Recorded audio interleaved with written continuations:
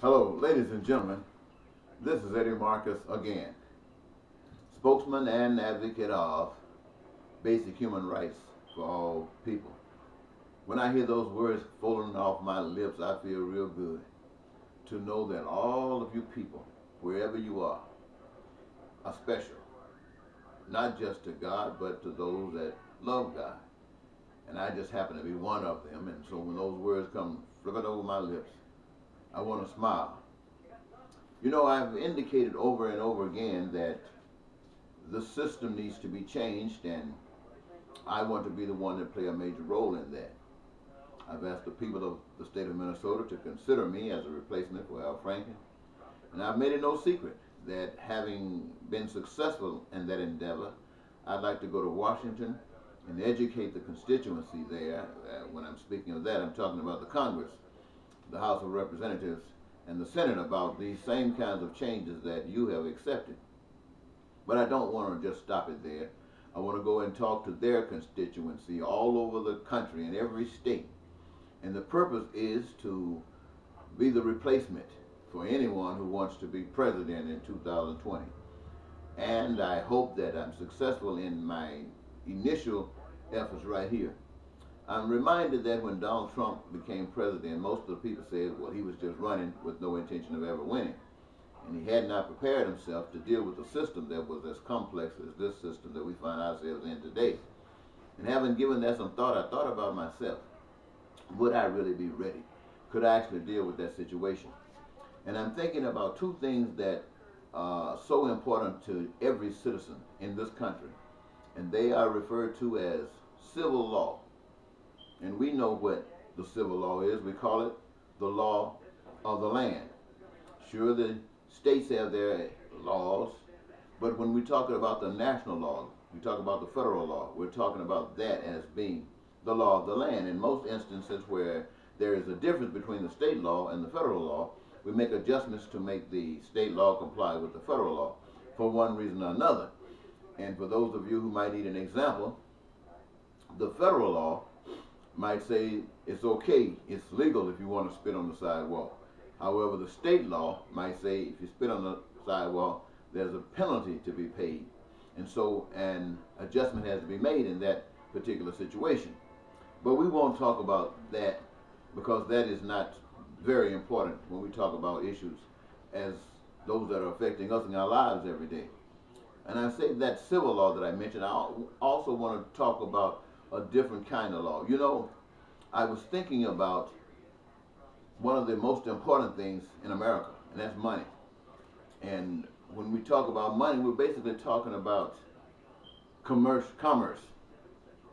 We know that commerce is the activity of buying and selling goods and services. And when we speak of international commerce, we know we're talking about the same kinds of things, but not just local or from state to state, but from country to country. We talk about that, and we also consider trade. Now, trade is about exchanging goods and services, whether locally or internationally, but it has nothing to do with money per se. Now, we always have to recognize that whatever issues are dealt with, we have to deal with the system as the laws and regulations have been set up.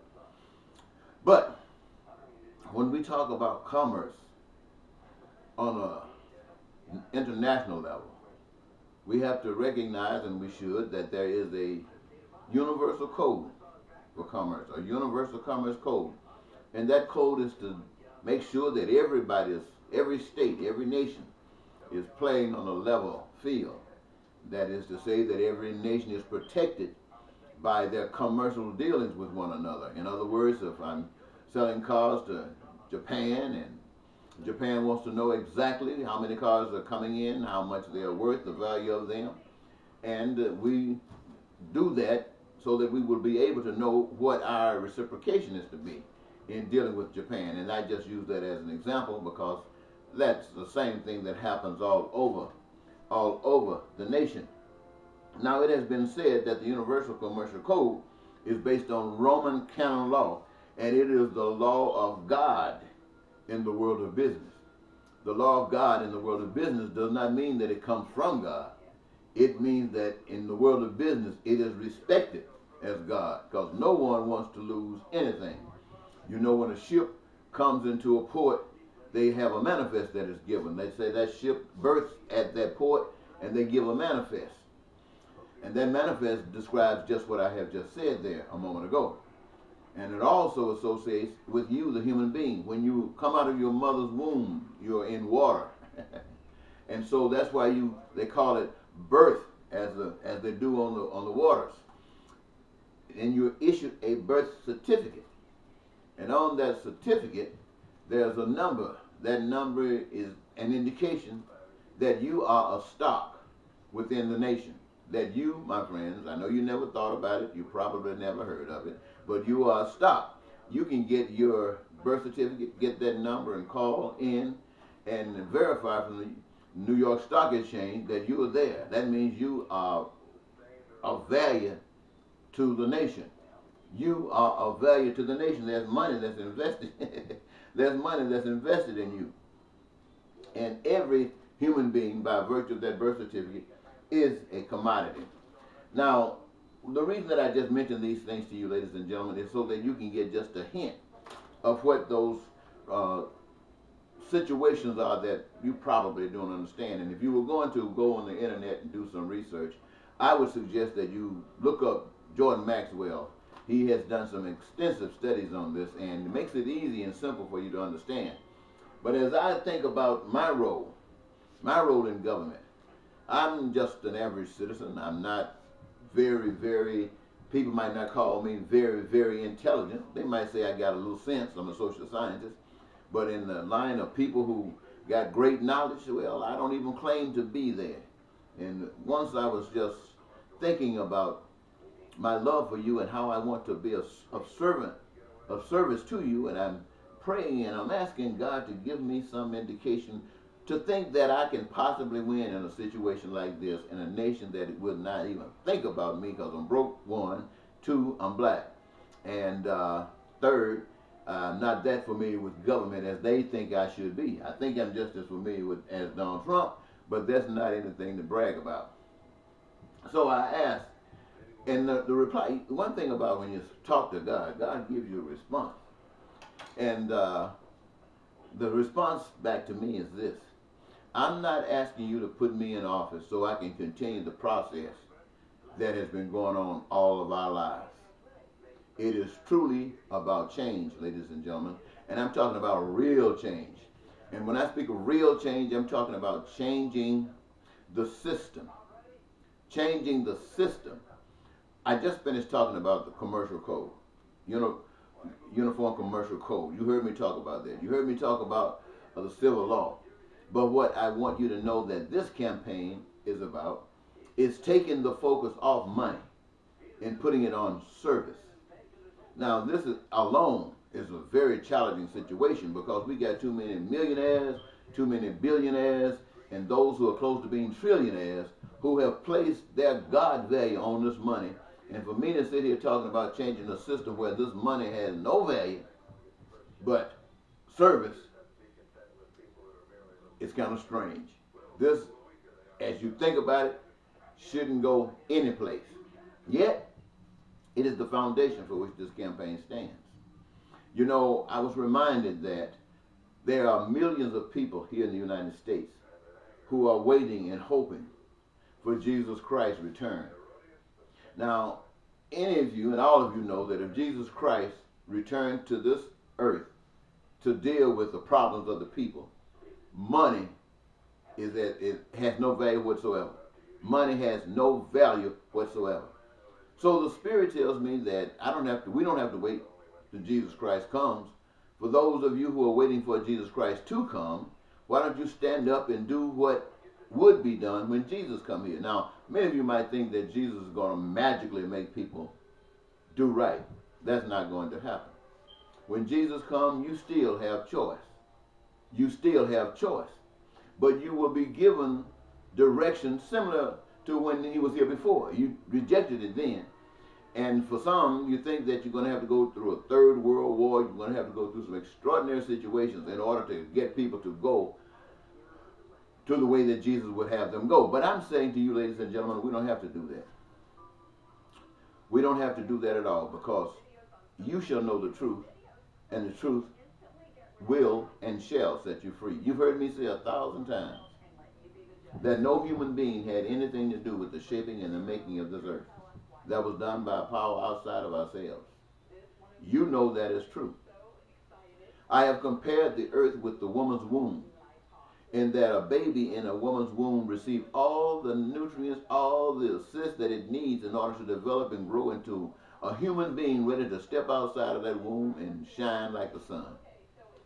The earth, likewise, has everything that human beings need to survive. And human beings need basically the same things for survival. What are they? Food, clothing, shelter.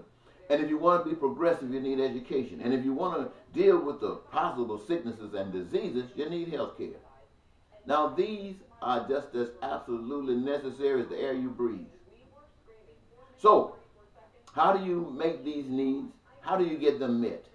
That is by engaging every individual. Every individual that pops out of their mother's womb has a gift, something not necessarily unique, because many people might have the same gift, but it is as important as any other gift that anyone has. And be given the opportunity to exercise the gift that you have been given is the greatest reward that anybody could ever receive. You've heard it 1,000 times said, ooh, I've been blessed to have this career. I've been blessed to have this job. I don't care if there was no money involved. I love this job because it gives me what I need. And if everybody who have the opportunity to exercise their gift, they would feel the same way. I call it cream on the top. And so in exercising, you create all of the goods. You create all of the services that human beings need. So rather than somebody getting $1 million, we are creating products that now we are owners of. We help make it. We're in the process. So it all belongs to us. So whatever we need from this reservoir of goods and services, we are able to access it. Whatever we want, we're able to access it. Whatever we desire, we are able to access it. Now that is a unique way. It is a very unique way that eliminates the need for lying, for cheating, for stealing, for exploitation, for terrorizing, and for war. All of these are eliminated. You don't need it anymore. Now, there is no poverty, there is no crime, and there's no violence, because everybody is blessed by the blessings of the Almighty God, and this is what this campaign is basically about. And having achieved the goal of which we are seeking today, we'll be able to explain to the people and let them know the secrets that's been hidden from us for so long. I think it is important, since the secret societies have been running this nation and all nations, it is important that we understand what the Bermuda Triangle is all about. What is really going on with the Bermuda Triangle? We should know and want to know, is the earth flat or is it round? We need to know this. We want to know this. We want to know, has there ever been a moon landing? We don't want to know what we've been propagandized. We want to know the truth. We want to know about Area 51. We want to know about any information that we have in relationship to aliens. And ladies and gentlemen, I guess what I'm actually saying to you is this. The role that Jesus is to play in the shaping of the world, I'm asking you to let us together do it today. And I take on the responsibility, and I say this because in the 40 years that I've been out here in the wilderness, I've never talked to anybody, I've never heard of anybody that could articulate the kind of compassion and love for every human being as I have been blessed to do by glorifying the Heavenly Father. Now, I don't do that on my own, because I'm just like you. I've been propagandized just like you. I've been trained and brainwashed just like you. But yet, I'm still able to tell you that you are important. That you are important, and there's no one else on the earth that is more important than you. And you are no more important than anyone else on the earth. And God doesn't care any more about you than he does other people, or the other people than he does about you. Now, this is a blessing, not in disguise. It's a blessing that's hanging right before your face. And all you got to do is accept it, recognize it, and go forward. Ladies and gentlemen, this is my message to you as I seek not only to be the replacement for Al Franklin in the United States Senate, but as I also pursue 2020, the U.S. presidency. Now, I'm not thinking about just trying to be president. I want to see all the poverty in Mississippi, in Georgia, in every state wiped out. I want to see the neighborhoods built again. I want to see the infrastructure where the roads are redone, the highways are redone, the buildings are redone, the bridges are redone. All of the structures, my friend, is just given the best care because only the best people are working at them. In our schools and in our institutions, we got those who love to teach, love to instruct, those who have the knowledge and willing and excited about giving it out, and can do it in such a way that the students are excited because now they have real choice and they are getting instruction by those who make it fun. And they don't have to complain about this. We're talking about the engineers, the best in their fields. And I'm not just talking about those things that are for survival. I'm talking about the planes and the trains and the boats and all of the wonderful things that we consider as fantastic in our lives. I'm talking about a new way of partying where you don't have to be upset with somebody else about partying, but you can party because it's a party. And ladies and gentlemen, I don't want to go any further than that. I've given you enough to think about. And I'm giving you enough time to contemplate this because in both of these situations, I won't be on the ballot. I'm asking you to write my name in. I do not have any money to be advertising. I do not have any financial support coming in from anyone. So my story is posted on Facebook and YouTube. So everything you want to know about me and my ideas about the future for America and the world is right there on the Facebook and YouTube. So I'm asking you to take time between now and 2000 to get all the information you need so you can make your choice.